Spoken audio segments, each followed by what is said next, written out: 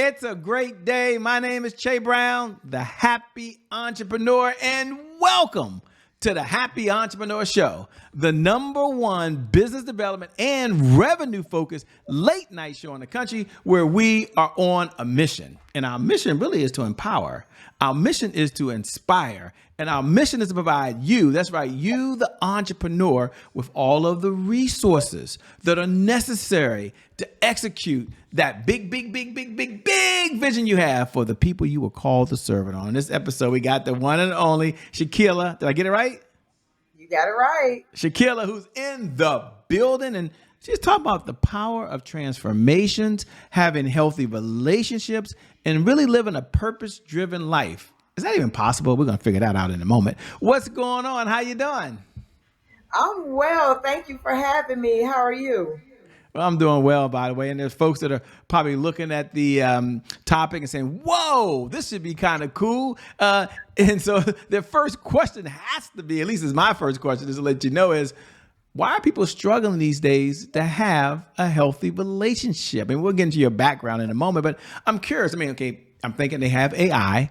They can tell them on any given day what to do, by the way. They've been all the training in the world, yet they're struggling to have healthy relationships. Why? I think people have a hard time having healthy relationships because they haven't healed from previous relationships. They aren't, I believe people aren't used to being their authentic selves. So when it comes to compromising for relationships and setting expectations, they really don't know what they want or what to expect out of a relationship because they're dragging all this baggage over from other relationships or from their childhood that they haven't taken the time to deal with. You said use the word heal. Heal means different things to different people. Can you give the definition of heal? Because some people say, I forgot about that person. I moved on. I'm no longer with them. Take a moment because you hear that word a lot thrown around, and I'm sure everybody has their view of the world. So my question to you is, what's your definition of healing? Or what's your definition of being healed, of being healed? That's the question of being healed. And then what's the process? Again, it's a loaded question. I know it is, but do your best if you can explain to the audience. Okay, very loaded. Healing to me means attacking that thing at the root.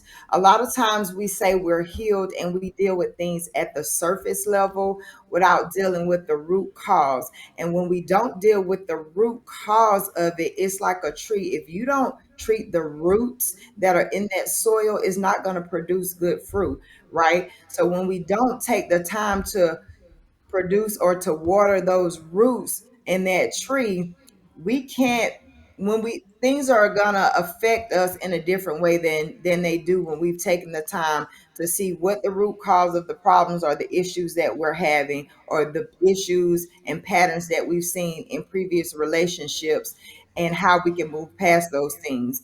When it comes to childhood hurt or relationship hurt, when we don't take the time to deal with that, and forgiveness is a big part of that. When we don't take the time to forgive, we can't properly heal, which means that those things, you may not forget those things, but those things don't have the same effect on you, a negative effect on you, as they did before you took the time to actually deal with them by going through counseling, therapy, journaling, whatever it looks like for you to deal with that thing.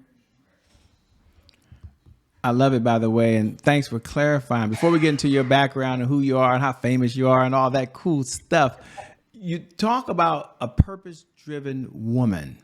And for the men that's out there, you too, you all can lean forward, by the way. You can lean forward.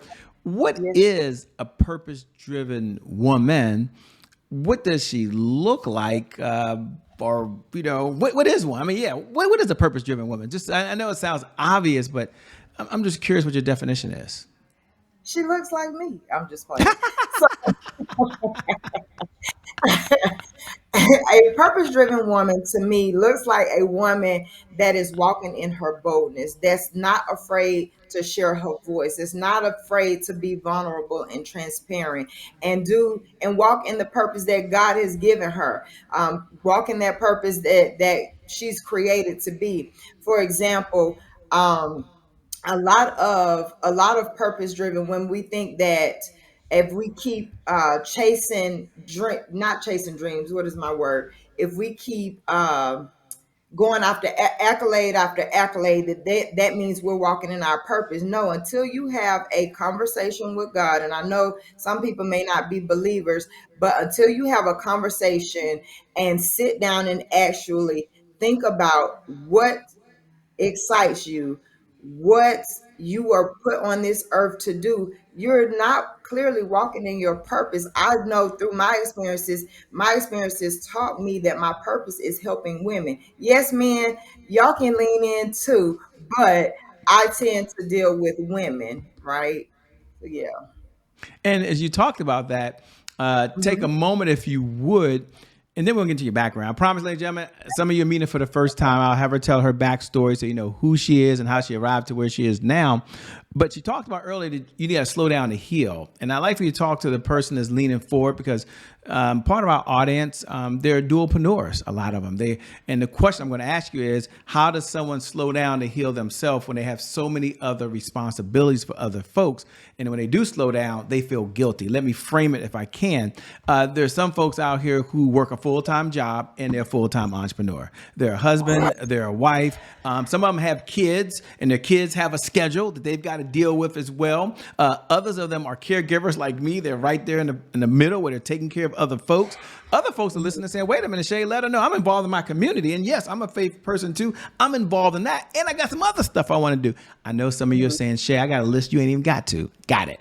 But here's the question. How does someone, everyone else is dependent on them. How do they slow down and take care of themselves and not feel guilty? Does that make sense? That makes absolute sense. Um, Slowing down mean you have to be able to take care of yourself before you can take care of others. I too am a busy woman. I have a full-time job. I'm running a business. I have 4 children, all the things, right? But we have to take time to set aside some time for ourselves. We have to set aside time to get poured into, whatever that looks like for you, because if you're constantly pouring out and nobody is pouring into you, you're pouring from an empty glass. And I know you've heard that saying before, that you can't pour from an empty glass. If you keep putting out and not taking the time to refuel yourself, then you're gonna be stuck with nothing. You have nothing to offer anybody, and it's no good to anybody. So when it comes to, like I said earlier, when it comes to healing, that's dealing with those inner systems or those inner viruses that have sabotaged your healing or sabotaged your ability to transform from a place of pain or hurt to a place of thriving and walking in your purpose. So, yeah, that's, without me going all long winded, that's pretty much to sum it up. No, you're doing fine. Thanks for sharing. Thanks for giving the point of clarification, because people do want a transformation. We're going to talk about later what Yes. that looks like and feels like, and maybe you can give them 2 or 3 steps to do that. But first, let's just slow down, and then we'll speed up. You're famous. The whole world knows you, but I have some folks in my audience that don't know you. They're meeting you for the very, very first time. So take a moment, if you would, and tell us, tell us your backstory so we know who you are. And then what was Okay. that defining moment that led you to say, I'm raising my hand and I'm going to be the person that helps other people really have a transformation and live a life of joy and fulfillment inside of a healthy relationship? Yes. Ooh. Okay. So first, to tell you who I am Shakela T. Matthews. Some call me Keela T. I am from Atlanta, Georgia. I am a wife. I'm a mother of four. I have been in the United States Air Force for 24 years. I am the founder of Divinely Restored, and I am an author, speaker, and certified life and relationship coach. What made me raise my hand, so to speak? I would say coming after 2 divorces. So I'm twice divorced. I am happily married now, but I am coming off of 2 divorces, and in those divorces, I dealt with my heart being mismanaged. I dealt with trauma. They were unhealthy. And I realized, or I had to come to the realization that I was done living in the past of my shadows, right? And the shadows of my past experiences. And my past experience, I had to realize that they don't define who I am as a person. So one day I looked in the mirror and I had to face the reality of who I had become, and I because I didn't like it versus who I was created to be. Um those relationships really, I use them as a turning point to teach me um to move past those external factors and those traumas, and those making those bad decisions and things that I did coming out of those relationships, so that I could walk and reclaim my power. I chose, that's a choice that we have to make as individuals. You have to choose to take your power back, to reclaim your power. A lot of times when we're in unhealthy relationships, we lose our voice, right? We become muted, and we're so scared because being vulnerable and being transparent is very hard. But you have to make that decision to take your voice back, to reclaim your power, because nobody is born powerless. So you have power within you. You just have to take the authority and walk in your boldness to stand in it and reclaim it. Walking your bonus to reclaim it. I love it, by the way. So, in doing so, if you had to step back right now and say, you know what, you want to have a transformation, you want to have Mhm. a healthy relationship. If you had to give the three keys, maybe there's four, I don't know, but let's say three right now, three keys that someone needs in order to have a healthy relationship, what would those three steps be? Oh, I would say, um, first, you have to be honest with yourself, right?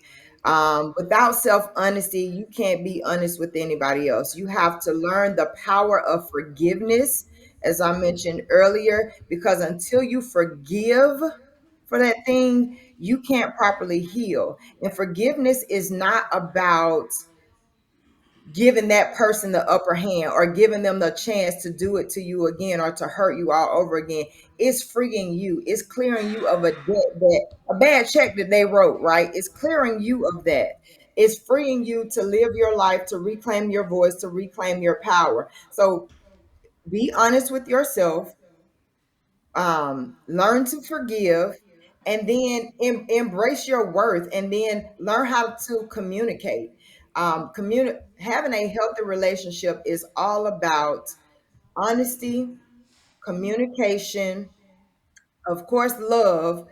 Without the three of those things, that relationship is not going to be healthy. And you have to learn how to set expectations and boundaries. And you have to learn how to respect boundaries. So what I mean by that is, before you go into a relationship, when you're in the dating phase or the data collection phase of a relationship, y'all need to be transparent about what you're looking for, so nobody is left in the dark, right? And then you need to set clear expectations, not simple things like I expect you to blah blah blah, but set the expectations of what you're looking for, so that if you all aren't on the same page and your values don't align, y'all can stop this thing before anybody's feelings get hurt, right? So that's going to open up that level of communication and help y'all to transition into, from a dating phase to whatever the next phase is that y'all decide to take it to. I love it. And, the next question has to be, and then we'll get into our transition, but you Mhm. talk about being purpose driven. And I wanted to revisit that for a second and say, for the person that's thinking, how do I find my purpose? And again, it's a loaded question, but it's what you work with. How does one discover their purpose, or how do they know they're in their purpose? Again, sounds simplistic, but it seems so complicated. And you hear that come up all the time. What's my purpose? I'm trying to find my purpose. I'm like, well, how old are you? I'm still trying to find my purpose. So, and maybe it's just me. It might just be my little small circle. I've got some nutty friends that like me. They're nutty like me. So, maybe it's just my little nutty friends. It's So, not. from your view of the world, how does one discover their purpose, or how do you know you're in your purpose? Probably a two-part question. Okay. I would say discovering your purpose. I have a faith-based program, right? So my go-to is going to God and talking to God and trying to figure out how my plans, because God whispers to us, right? He whispers, he gives us drive for the things that we want to do, and he gives us free will to do those things, right? Discovering your purpose, I always tell my clients, start out journaling. Journal what, of course, there's several questions that I would ask to help them to journal this thing out. But start out figuring out what your strengths are, right? What are your strengths are? And the last time you felt accomplished in doing something, what was that thing that you were doing that made you feel accomplished, right? Also, if you could not, if you weren't getting paid to do what you're doing, and this is something that you just woke up and you felt passionate about doing it, what is that thing? And once you put those things together, that's going to kind of direct you into what your purpose is, right? For me, finding my purpose, like I said, came after me going through relationships, because God uses everything. He wastes nothing. So while you're in it, or while I was in it, of course, it was painful, and I didn't see it as a gift, or I didn't see it as it pushing me into my purpose, but it did. I knew my purpose was to help women, because when I was going through my stuff, I had so many women that were reaching out to me, and I'm smiling through it, and I'm looking in a mirror and I'm seeing this. Everybody else on the outside is seeing this well put together woman, thinking she has this going on and that, but they didn't know the struggles that was going through. But yet they still were contacting me, asking me about relationships, asking me how I made the decision, coming from a biblical or a Christian background, how I made the decision to divorce. How do you walk out of a relationship?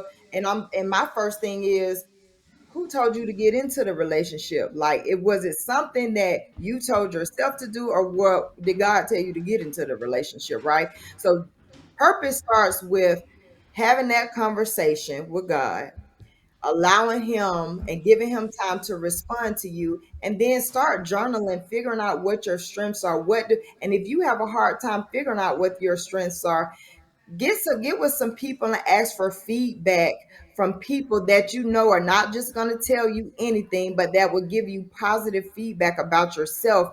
And like I said, once you put those things together, you'll have some kind of idea of what your purpose is, and you'll know when you arrive at your purpose, you know.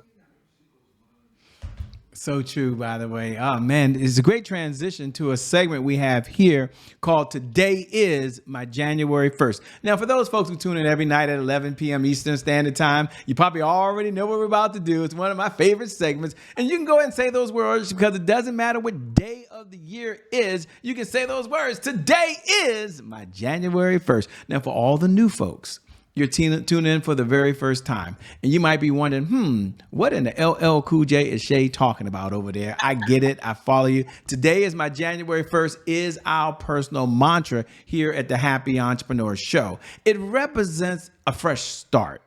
It represents a do-over. It doesn't matter what day it is. It means our past, no matter how dark and gloomy that past is, or how bright and sunny that past is, the past no longer equals the future. And so my question for on the other side is really twofold. Number one, when you hear those words, today is my January 1st, what do you hear? And number two, what was another moment you had in your life? There was a setback. And how did you bounce back from that setback? Ooh, first of all, I love the mantra that today is my January 1st. One, because everybody waits to the new year. I think they have to wait to the new year to start it off right, right? But you should be ending your year strong. But today is my January 1st. To me, it's such a profound statement, because as you stated, it's a do-over, it's a fresh start, right? It's an opportunity for us to rewrite our story. So to me, that means we can't undo our past, but we can use that past to push us into our future, right? We have the opportunity to write the ending to our story. Nobody can write your story but you. So take the chance and let every day, if you need it, be your January 1st. Let that be a reminder to keep an open mindset, of a mindset that's open for growth, for transformation, for new possibilities. And remember that no matter what yesterday looked like, you have a chance to redo that thing and get it right today, right? So my January 1st would be,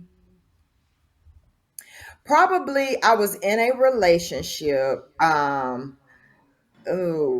I made a bad decision to stay in a relationship longer than I should have been in. I decided to stay in that relationship when I had all the signs not to enter that relationship. But because I was in such a hurt place, and such a lonely and dark place, I decided to get in that relationship, right? And in that relationship, the bad the one bad decision was getting in it. The two bad decision that came from that is I made decisions based off of my hurt, and I made decisions that were not at the best interest for myself and my children. And at that moment I had to realize that that it was draining me. But instead of staying stuck and feeling like I was in quicksand that I just couldn't get out of, I chose to learn from that experience and not focus on the discomfort, but put my focus on how I'm getting out and how I'm moving forward, and not backing back, or making excuses for this relationship, or justifying behaviors and thought patterns that were stemming from that relationship, right? It was a powerful reminder that resilience and growth is always possible, even in our darkest moments. It's always possible for you to start over. You know, you're always so authentic. You're always so transparent. Certainly, I appreciate that, by the way. And congratulations to where you are today. Thank you. You know, one of the questions I love to ask when we have time, we have a few minutes now, is what's one of the best pieces of advice you've ever been given? And I always frame it for the audience so they're clear. When I ask you to come off the mountain with the 10 Commandments or anything of that nature, but, you know, if you had to reach back and you've read so many books, obviously Uh-huh. you've watched a lot of videos, I'm sure, in your day, and a lot of training, a lot of mentors. You didn't get here by yourself, it sounds like. But if you had to reach out and say, man, here's one of the best pieces of advice I've ever been given, what would it be and why? Ooh, I would say one of the best pieces of advice that I've received is make your own path. I once heard someone say, stay off of other people's construction sites, right? So that means make your own way, right? Stop comparing. And when you, as they say, to stay off of other people's construction sites, when you go to other people's construction sites, or when you're constantly looking at what everybody else is doing, you start to compare, right? You start to compare, and that's going to put all these thoughts in your head about what you can or cannot do, or this person is better than me, or this person is more articulate than me, or what have you. But know that if you have it, if God has given it to you, He's giving you the ability to complete it, right? So stay, like I said, the best advice, one of the best advices, is make your own path and don't compare yourself to other people. Thanks for sharing, by the way. I love that. What do you do for fun? We're not out saving the world, making a difference for other folks, by the way, being this cool person, help people transform their lives, have healthy relationships. You know, what do you do for fun these days? Let's see. What do I do for fun? My husband and I and the kids, we have conversations, play games. We like to go find new restaurants. We like to travel. I'm a shopper, but I need to stop. I was a skater. I'm from Atlanta, so you have to know how to skate. That But sounds cool. now I live in Texas, so there's not really any skating rinks or anything. So pretty much just try to find new things to do around the area, and just enjoy the company of whoever I'm with, whether it's friends, family, my husband, my children. Pretty much That, it. that's Oh, that that sounds cool. What's one of your favorite restaurants? I mean, what type of food? Or I'll say this: what's one of your favorite places to travel? I mean, people are always curious. If you had to pick one place, what's one of your favorite places to go? one of my favorite places is Jamaica. And the Ah, love it. reason, yes, it's so warming. I feel like I'm a Caribbean child, even though I was born in Atlanta, Georgia. But Jamaica just feels so good. And it's also my favorite because that's where me and my husband were married. Well, that's a good reason to have it. As we, I love that. So we come down the home stretch. Two-part question. Number one, how can folks best connect with you? Well, two parts. One, what type of clients you're looking to work with, if any, so Okay. they know who you're looking to work with. And number two, how can they best connect with you? Is there a website? How can they make sure they stay in the conversation with you over and beyond the time that you and I have right now? Yes, sir. So, I well, for one, you can connect with me on IG at Keela T Writes. That's Kelat Writes, Writes. Also, my website is KeelaTWrites.com. Okay, KelatWrites. I'm looking to help. I help women. I help purpose-driven women heal, reclaim their power, and create healthy relationships. Right. Like I stated earlier, I'm the founder of Divinely Restored, and our motto is we empower women to heal, reclaim their worth, and thrive one beauty at a time. Well, let me say thank you so much for being on the Happy Entrepreneur Show. Can't wait to see you again in person. You're one of the people I've had a chance to meet with in person, so that's always pretty cool. Thanks so much. We appreciate it. You're welcome, and thank you for having me. It's been a pleasure and fun.